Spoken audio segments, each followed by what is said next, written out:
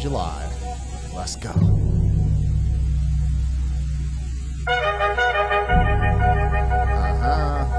Yeah. There was a lawyer once. His name was Francis Scott Key. He penned a song.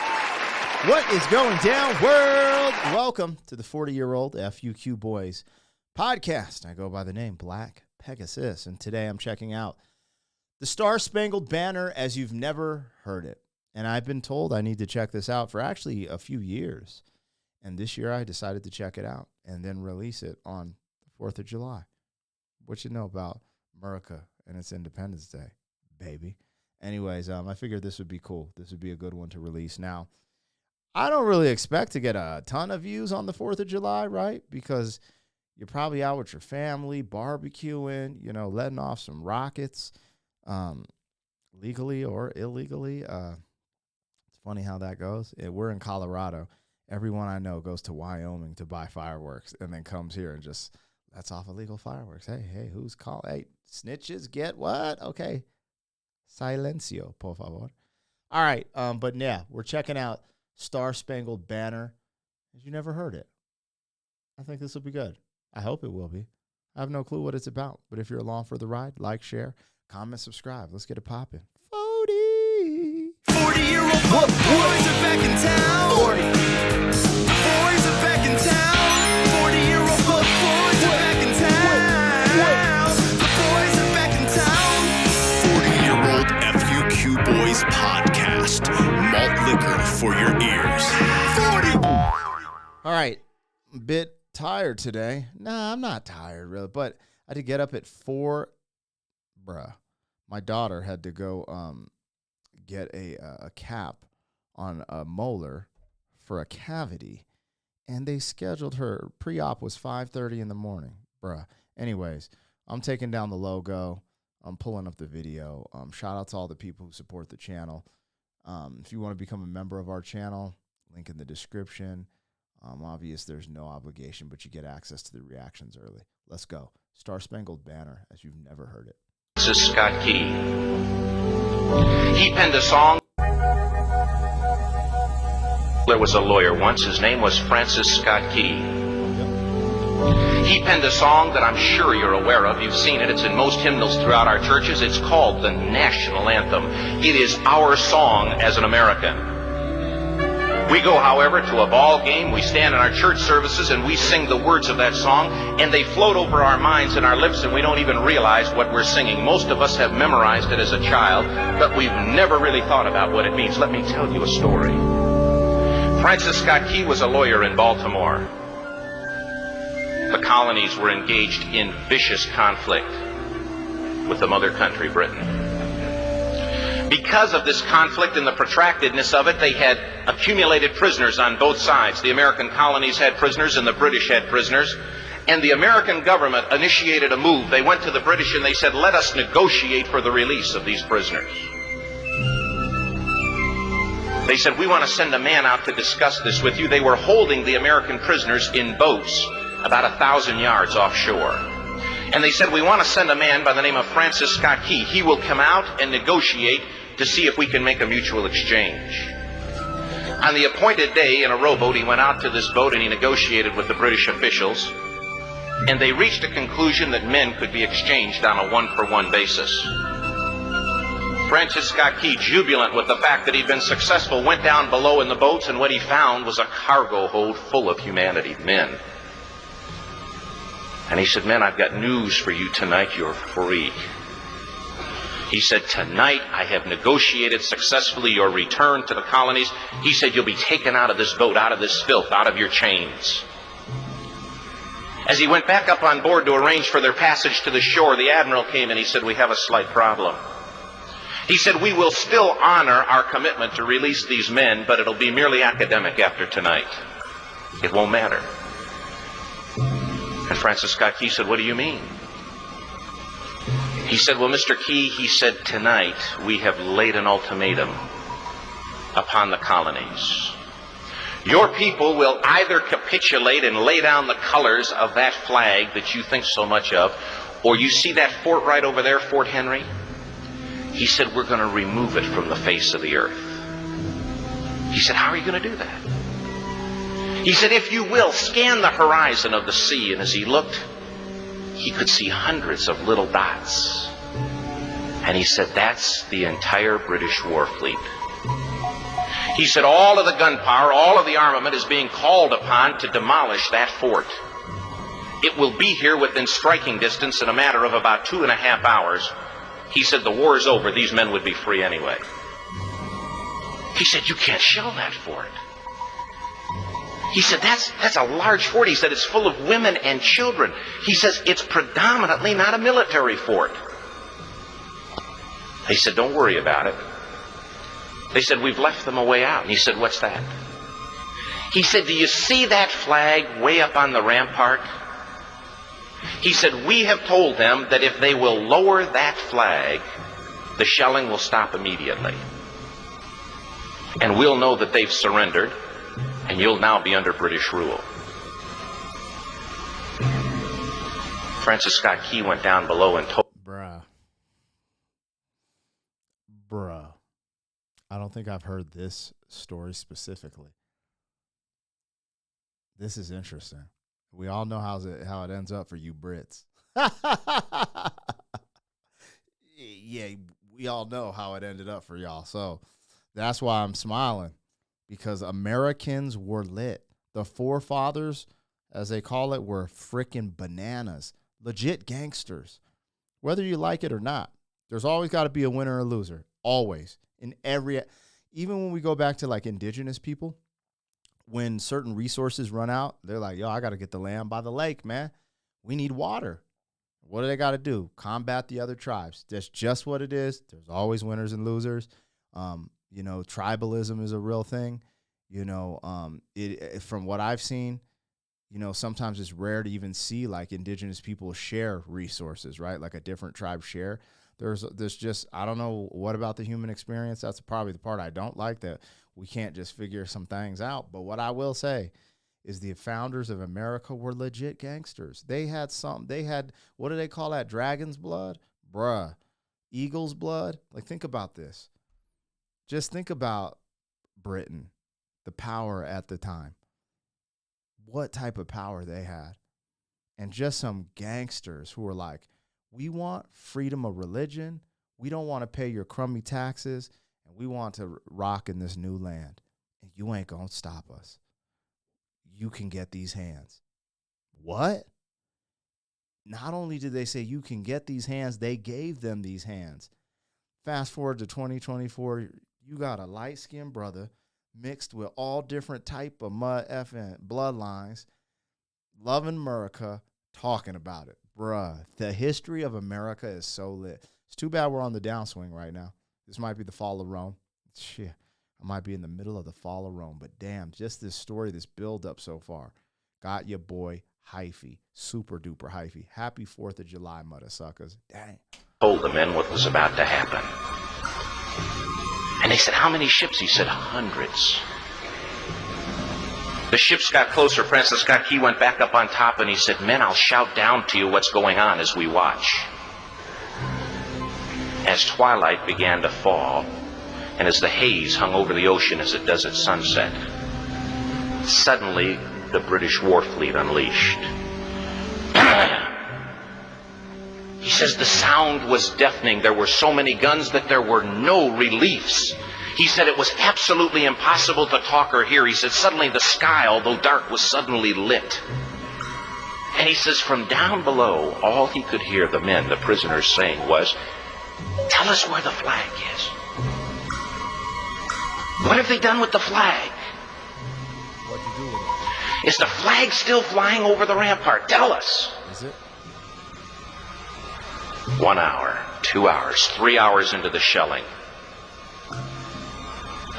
Every time the bomb would explode and it would be close to the flag, they could see the flag in the illuminated red glare of that bomb, and Francis Scott Key would report down to the men below, it's still up. It's not down.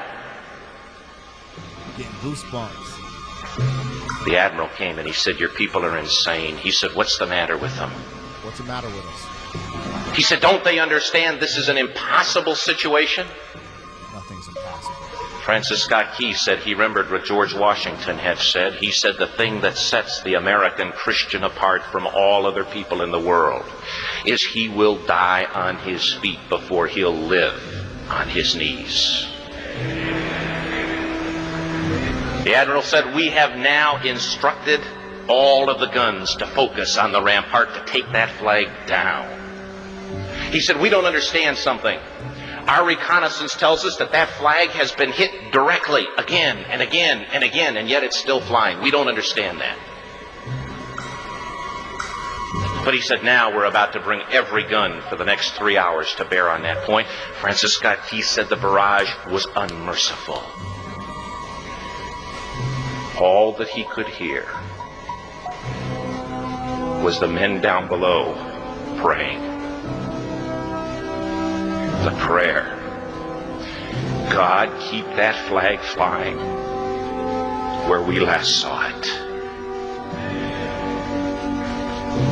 The sunrise came. He said there was a heavy mist hanging over the land, but the rampart was tall enough. There stood the flag, completely nondescript, in shreds. The flagpole itself was at a crazy angle, but the flag was still at the top. Francis Scott Key went aboard and immediately went into Fort Henry to see what had happened. And what he'd found had happened was that that flagpole and that flag had suffered repetitious direct hits. And when it had fallen, but men, fathers, who knew what it meant for that flag to be on the ground, although knowing that all of the British guns were trained on it, walked over and held it up humanly until they died. Their bodies were removed and others took their place. Francis Scott Key said what held that flagpole in place at that unusual angle were patriots' bodies. Bruh. Man, if this is propaganda, it's working. Because I am about to tear up. And bruh, if you're from America, and America's been, the thing is, people are entitled. I was about to say, if America's been good to you, and then I started thinking, oh man, it hasn't been good to certain people, which is a lie. I mean, we've had some, dark things in the history. But when I think about, when I say America has been good to everyone here, this is the land of opportunity, whether you want to believe it or not, whether you're native, whether you're black, white, Latin, whatever, because of the economy and so many other things, you have access to mad stuff that a lot of people don't. So if America wasn't good to you, I mean, we all, there's certain, I'm just saying your outcomes are way better here. I've traveled so many different places too, man. I've been to China, Colombia, Mexico, frickin' Belize, Jamaica, Panama, holy smokes, Canada, Europe, America, right? There's opportunities in the first world like Canada and Europe, but there's still just more in America. Like real estate is different in America. Like it's just, there's so much access.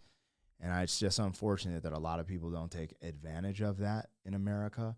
And I see it all the time where I see people complain about America, but then I see migrants come over, they go through the system. Like, I'm not even talking about the ones that just cross the border. There's some that go through the system, get their green card, start a taco shop, start a freaking, laundry mat, start a food truck, become millionaires, start a construction company, become millionaires. It's insane. Anyways, I don't know, man. I love America. I feel like I'm a patriot. I believe in this country. I believe in the ideals behind this country. I also separate the people from the government, because from what you're seeing here, these people, like, where are the people who are going to stand up and like, some people enlist in the military to fight for our freedom, right? But the government has been corrupted, and they're sending our brothers, sisters, fathers, loved ones over to die in other places for nonsense. It's really unfortunate and sad. When I see this picture, I know a massive amount of people who are willing to stand up and fight foreign, in invaders, right? They're like, yeah, and it's just, oh man, the division and all this, it's complicated in America these days. But when I see this picture, right, you're like people who really just wanted freedom, And then you have the slave trade, right? And then you have, Chinese people here, Black Americans, Latinos, and they want freedom, right? This is the plight of my culture, right? My culture is American culture, but like my father's side of the family, right? Where I don't even know. I'm not even a front. Like I done the 20. I don't know. Like not every Black person came here as a slave, you guys. That's the crazy misconception. A lot of people dive into this woe is me and then find out they weren't slaves, find out they had Black ancestry that had slaves. I mean, I tripped out going down this rabbit hole, finding out that Native Americans had slaves. And they didn't want, when America ended slavery, the natives didn't want to give up their slaves. It's crazy. It's on YouTube. You can go find it. It's wild. What was his name? The dude in he's in Hotel Rwanda. What's his name? Man, I can't think of his name right. The actor, the lead role in Hotel Rwanda. He did this like 23andMe on the History Channel or something and found out that his family was enslaved, but enslaved by Native Americans. They were never enslaved by. It's wild. History is just wild in general. Anyways, this just makes me feel good. I know this runs through my blood. Like this is what happened to me. I got like this. See these MFers in this picture? That's me during 2020. Get your hands off me, mother sucker. You lying pieces of booyakasha. Yeah. Anyways, I don't know, man. This story is crazy. It gets me riled up, man. I started getting goosebumps. A lot of people, they've made a way to disconnect us folks from different demographics. Let's just keep it real. Black, Mexican, Asian. Like you see this picture and we're supposed to be disconnected from it. Like, oh, America wasn't built for you to have freedom. America wasn't built for you to have opportunities. And that's a lie. It's a lie. Maybe it wasn't perfect. We had to grow. It's just like a baby, man. These MFers didn't know what they were doing. They're just rocking with societal norms, and you got to grow. From a baby, you learn to walk, you learn to crawl, walk, run, that's what happens. You learn, you grow. That's just the way it goes, man. Like I don't know, man. I think being an athlete most of my life, there's something about winning and losing. And when you lose, you can't be mad at the winner or you will never win. You'll just be a freaking loser.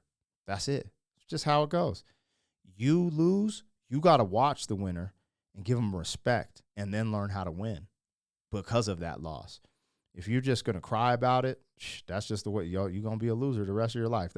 I see it in very simple terms. Some people get mad, but that is life. If you go in nature, there's winners and losers. Think that gazelle wanted to be at the edge of that lion's mouth? Hell no.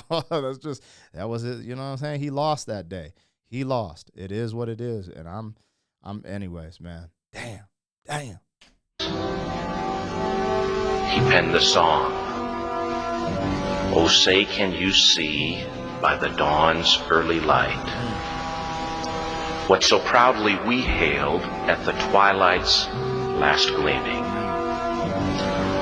O'er the rocket's red glare, the bombs bursting in air, gave proof through the night that the flag was still there.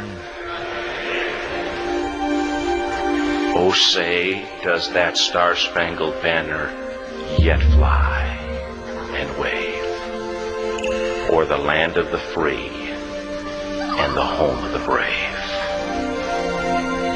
The debt was demanded. The price, it was paid. Oh, say, can you see by the dawn's early light. What so proudly we hailed at the twilight's last gleaming, whose broad stripes and bright stars through the perilous fight o'er the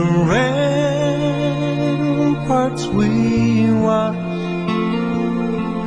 were so gallantly streaming, and the rockets sprayed clear, the bombs bursting in air gave proof through the night that our flag was still there.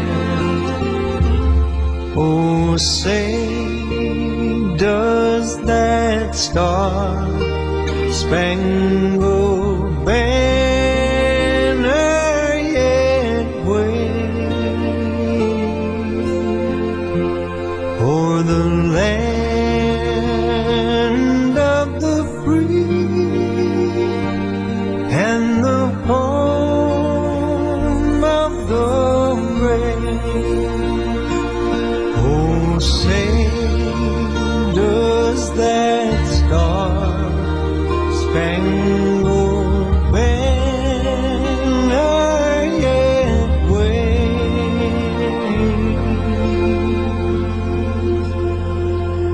o'er the land of the free and the home of the brave?